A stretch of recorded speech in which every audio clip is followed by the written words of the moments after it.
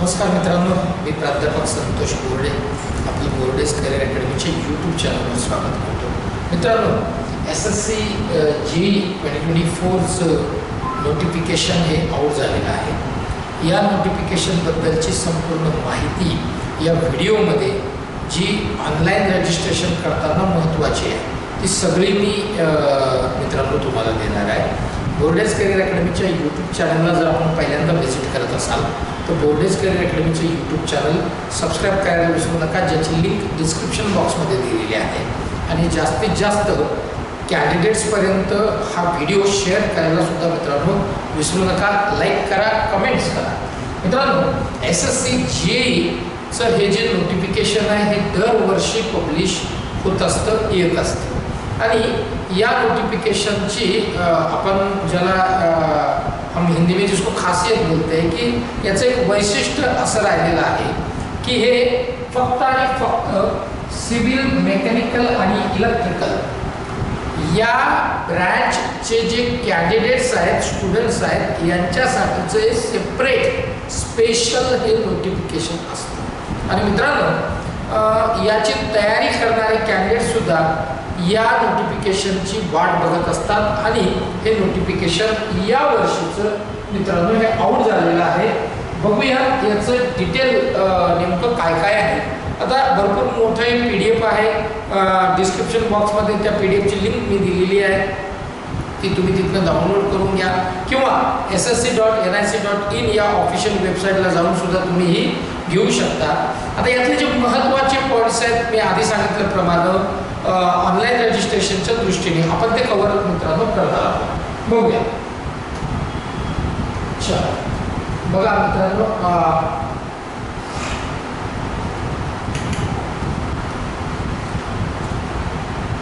ssc.gov.in किंवा ssc.nic.in आपण कुठलंही हे नोटिफिकेशन डाउनलोड करून घेऊ शकता. Staff selection commission junior engineer civil mechanical electrical examination 2024 important dates आधी बघूया. मित्रांनो, ऑनलाईन ॲप्लिकेशन 28 मार्च पासून सुरू झालं आहे आणि त्याची लास्ट डेट आहे सबमिट करायची 18 एप्रिल 2024. 28 मार्च सुरू झालेला आहे आणि 18 एप्रिल 2024 18 एप्रिल 2024 पर्यंत याला तुम्ही अप्लाय करू शकता. मित्रांनो, जर समजा तुम्हाला काही करेक्शन करायचं आहे ऑनलाईन ॲप्लिकेशन झाल्याच्या नंतर तर याची विंडो ओपन होणार आहे. ती डेट आहे 22 एप्रिल टू 23 एप्रिल. याच्यामध्ये तुम्ही जाऊन करेक्शन करू शकता. एक्झाम कधी आहे तर मित्रांनो याची दोन एक्झाम ज्या आहेत त्या असणार आहेत, पेपर 1 पेपर 2 याचं. आणि ह्या सगळ्या कम्प्युटर बेस आहेत. त्यातलं पेपर 1 जे आहे ते 4 जून 2024 टू 6 जून 2024 ही त्याची पेपर 1ची एक टेंटेटिव्ह डेट आहे. त्यानंतर पेपर 2ची डेट ही नंतर मित्रांनो कळवण्यात येणार आहे. आणि काही जर का तुम्हाला क्युरीज असतील ऑनलाईन ॲप्लिकेशन फॉर्म भरताना काही डिफिकल्टीज जर का येत असतील तर हा टोल फ्री नंबर आहे. या नंबरवर आपला तुम्ही जाऊन कॉन्टॅक्ट करून तुमचे जे प्रॉब्लेम असतील किंवा जी डिफिकल्टी तुम्हाला येते आहे त्याबद्दल तुम्ही विचारू शकता. जाऊया पुढे.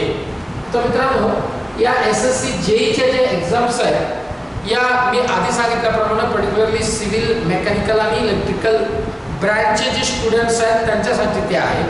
आता आपण हे बघूया की नेमक्या या पोस्ट कोणत्या आहेत आणि त्याला लागणारं एज लिमिट आणि क्वालिफिकेशन काय आहे बघूया. मित्रांनो, पहिली जी पोस्ट आहे ती आहे बॉर्डर रोड ऑर्गनायझेशन JEE सिव्हिलची ही पोस्ट मित्रांनो आहे. यासाठी एज लिमिट असणार आहे अप टू 30 इयर्स. याच्यात रिलॅक्सेशन आहे ॲज पर गव्हर्नमेंट रूलनुसार. त्यानंतर qualification degree in civil engineering मित्रांनो किंवा 3 years diploma in civil engineering from recognised university. ठीक आहे. तर हे याच्यासाठी लागणारं मित्रांनो काय आहे क्वालिफिकेशन. आता या बॉर्डर रोड ऑर्गनायझेशनमध्ये मित्रांनो इथे जी पोस्ट आहे ती इलेक्ट्रिकल आणि मेकॅनिकल इंजिनिअरिंग वाल्यांसाठी आहे. तर त्याचं क्वालिफिकेशन आपण बघूया. हे सेम आहे, डिग्री इन इलेक्ट्रिकल और mechanical engineering from recognised university किंवा 3 years diploma in electrical automobiles mechanical engineering from recognised university. ठीक आहे. तर या पद्धतीचं मित्रांनो हे क्वालिफिकेशन आहे बॉर्डर रोड ऑर्गनायझेशनसाठी. त्यानंतर सेकंड जी पोस्ट आहे ती आहे सिव्हिल, जेई सिव्हिलची आहे. त्याच्यामध्ये ब्रह्मपुत्रा बोर्ड मिनिस्ट्री ऑफ जलशक्ती यासाठी लागणारं क्वालिफिकेशन बघूया. 3 years डिप्लोमा सिव्हिल इंजिनिअरिंगचं झालेला असेल तुम्ही मित्रांनो याला अप्लाय करू शकता. एज अप टू 30 years आहे. तिसरी जी पोस्ट आहे ती आहे सेंट्रल वॉटर कमिशनची मेकॅनिकल इंजिनिअरिंग झालेले कॅन्डिडेट किंवा डिप्लोमा मेकॅनिकल इंजिनिअरिंगचे कॅन्डिडेट याला अप्लाय करू शकतात. याच्यामध्ये सिव्हिलची पण पोस्ट आहे मित्रांनो, त्याच्यामध्ये पण डिग्री सिव्हिल इंजिनिअरिंग झालेलं आणि डिप्लोमा झालेले कॅन्डिडेट याला अप्लाय करू शकतात मित्रांनो. त्यानंतरची जी चौथी पोस्ट आहे ती सेंट्रल पब्लिक वर्क्स डिपार्टमेंट आहे. CPWD जेई इलेक्ट्रिकल आणि जेई सिव्हिल असं हे याला ही पोस्ट मित्रांनो आहे. तर याच्यामध्ये डिप्लोमा इन इलेक्ट्रिकल और मेकॅनिकल इंजिनिअरिंग जर झालेला असेल, डिप्लोमा झालेला असेल इलेक्ट्रिकल मेकॅनिकलचा, तुम्ही अप्लाय करू शकता. एज याचं 32 year पर्यंत आहे, 32 year पर्यंत आहे या पर्टिक्युलरली या कोर्सचं. JE civil diploma in civil engineering जर तुमचं झालेलं आहे तर तुम्ही याला मित्रांनो अप्लाय करू शकता. म्हणजे जेई इलेक्ट्रिकल पण आहे आणि जेई सिव्हिल पण आहे, म्हणजे दोन्ही इलेक्ट्रिकल वाले मेकॅनिकल वाले आणि डिप्लोमा झालेले सिव्हिलमध्ये याला अप्लाय करू शकतात. 32 years एज आहे. Central water and power research station 5वी पोस्ट आहे. याच्यामध्ये डिप्लोमा इन इलेक्ट्रिकल इंजिनिअरिंगमध्ये जर का तुमचा डिप्लोमा झाला आहे आणि सिव्हिल इंजिनिअरिंगमध्ये तुमचा डिप्लोमा झाला आहे, age 30 years up to apply तुम्ही करू शकता. त्यानंतर मित्रांनो DGQA naval minister of defence ही एक पोस्ट आहे. याच्यामध्ये मेकॅनिकल इंजिनिअरिंगची डिग्री झालेली और किंवा 3 years डिप्लोमा मेकॅनिकलमध्ये कंप्लीट असलेले याला अप्लाय करू शकतात. सोबतच जर तुमचं इलेक्ट्रिकल इंजिनिअरिंगमध्ये डिग्री आहे किंवा डिप्लोमा आहे 3 वर्षाचा, तुम्ही याला अप्लाय करायला म्हणजे तुम्ही याला अप्लाय करू शकता. एज 30 years आहे. आणि मी आधी सांगितल्याप्रमाणे ॲज पर गव्हर्नमेंट रूल्स याला मित्रांनो एज रिलॅक्सेशन आहे. 7 नंबरची जी पोस्ट आहे ती 7 नंबरची बघा. इथे तुम्ही जर बघत असाल तर बरं का बॅरेज प्रोजेक्ट मिनिस्ट्री जलशक्तीची आहे आणि याच्यामध्ये डिप्लोमा इलेक्ट्रिकल झालेले, डिप्लोमा सिव्हिल झालेले याला अप्लाय करू शकतात. अप टू 30 years याचं एजचा क्रायटेरिया मित्रांनो आहे. मिलिटरी इंजिनिअरिंग सर्व्हिसेस MES ही 8वी पोस्ट आहे. डिग्री सिव्हिल इंजिनिअरिंगमध्ये कंप्लीट असलेले किंवा डिप्लोमा 3 वर्षाचा कंप्लीट असलेले याला अप्लाय करू शकतात. त्यानंतर डिग्री इलेक्ट्रिकल और मेकॅनिकल इंजिनिअरिंग असलेले कंप्लीट किंवा डिप्लोमा असलेले इलेक्ट्रिकल आणि मेकॅनिकलमध्ये याला अप्लाय मित्रांनो करू शकतात. एज 30 years आहे. 9th नंबरची पोस्ट बघूया. या 9 नंबरच्या पोस्टमध्ये मित्रांनो जर तुम्ही याला इथे व्यवस्थित तुम्ही जर का बघू शकत असाल तर national technical research organisation NTRO याच्यासाठी लागणारं जे क्वालिफिकेशन आहे डिप्लोमा सिव्हिल इंजिनिअरिंगमध्ये कंप्लीट असेल याला अप्लाय करू शकता. एज 30 years मित्रांनो आहे. तर हे आहे एज लागणारं क्वालिफिकेशन आणि पोस्ट. वेगवेगळ्या 9 पोस्ट आहेत मित्रांनो. पुढे जाऊया. महत्त्वाचे पॉईंट आपण कव्हर करू. आता या नंबर ऑफ वॅकन्सीज मित्रांनो याच्यामध्ये आहेत. वेगवेगळ्या पोस्टसाठी वेगवेगळ्या कॅटेगरी वाईज या सगळ्या वॅकन्सीज दिलेल्या आहेत. तुम्ही ते व्यवस्थित बघून घ्या. अप्लाय करण्याच्या आधी सगळं नोटिफिकेशन वाचा जे महत्त्वाचं आहे आणि मगच त्याला अप्लाय मित्रांनो तुम्हाला करायचं आहे. पुढे जाऊया मित्रांनो. आता बघूया की याला एज लिमिट मी आता सांगितलं की काही पोस्टसाठी 30 years आहे, काही पोस्टसाठी 32 years आहे ना. कोणत्या एजसाठी 30 आहे, कोणत्या 32 आहे हे आपण ऑलरेडी आता पाहिलं आहे. मग त्याच्यामध्ये age relaxation SC ST 5 years, OBC 3 years, PWD unreserved EWS 10 years आणि बाकीचे सगळे इथे दिलेले आहेत. त्याप्रमाणे तुम्ही ज्याच्यामध्ये एलिजिबल आहात तुम्ही तिथे अप्लाय करायला हरकत नाही. अप्लाय करायचंच आहे. कारण हा एक चांगला चान्स आहे. इलेक्ट्रिकल, मेकॅनिकल आणि सिव्हिल इंजिनिअरिंग झालेले आणि डिप्लोमा झालेल्या कॅन्डिडेटसाठी सेपरेट स्पेशल रिक्रुटमेंट मित्रांनो SSC दरवर्षी घेत असतं. नोटिफिकेशन आलेलं आहे. आता हे ॲप्लिकेशन फीस, त्याच्यानंतर मित्रांनो याच्यामध्ये कसं अप्लाय करायचं याच्याबद्दलची सगळी माहिती मित्रांनो दिलेली आहे. बघून घ्या व्यवस्थित. येस, ॲप्लिकेशन फी जी आहे ती आहे मित्रांनो 100 रुपीज, 100 रुपये 100 रुपीज ही ॲप्लिकेशन फीस आहे.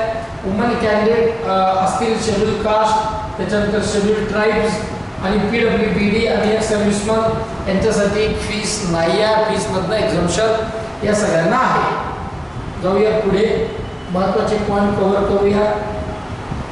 एक्झामिनेशन सेंटर्स तुम्ही बघत असाल इथे आहे.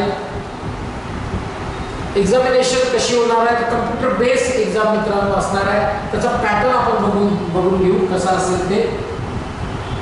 येस, बघा, पेपर 1 आणि पेपर 2 असे 2 पेपर मित्रांनो याच्यामध्ये आहेत.